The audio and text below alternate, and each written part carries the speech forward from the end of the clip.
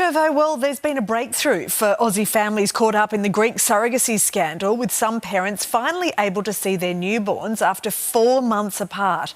Europe's top fertility clinic was raided by police on the island of Crete, accused of human trafficking. It left distraught parents unable to see their newborns while they were held under police guard. Despite the step forward, many hopeful families remain in limbo, though, not knowing what will happen to their embryos and frozen sperm. For more, we're joined now by surrogacy lawyer Stephen Page, who is representing 3 couples vying to obtain their embryos. Morning to you, Stephen. I can only imagine how traumatic this must be for these hopeful parents. How are they? Well, it's just been absolutely awful. I just can't imagine the pain that they've been through, seeing their plans turn to dust. The good news, I suppose, in time for Christmas is that the Greek government stepped up.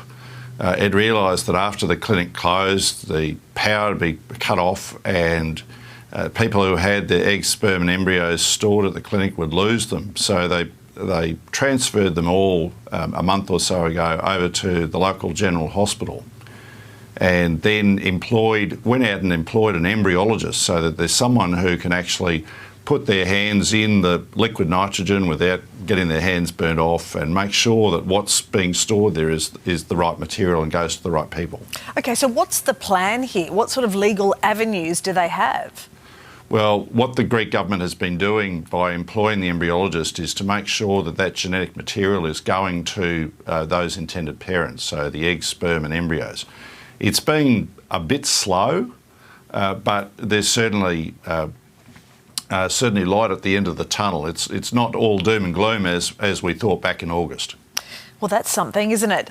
Look, if we had standardised laws here in Australia, so every state had the same kind of surrogacy laws, would that mean that couples wouldn't have to go overseas to places like Greece? Well, it'd certainly make it a lot easier.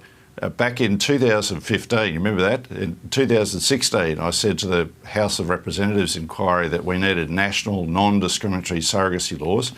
And the House of Representatives inquiry, chaired by George Christensen, no less, agreed. But really, we haven't had that since then. Yes, extraordinary, isn't it, that nothing has happened in, more than 10 years. With lots of families then feeling desperate and wanting to turn to overseas countries to try and have a family, what sort of advice would you give them? I'd certainly say get legal advice at this end. It's really a worry when you go overseas. You may think that the place is really good.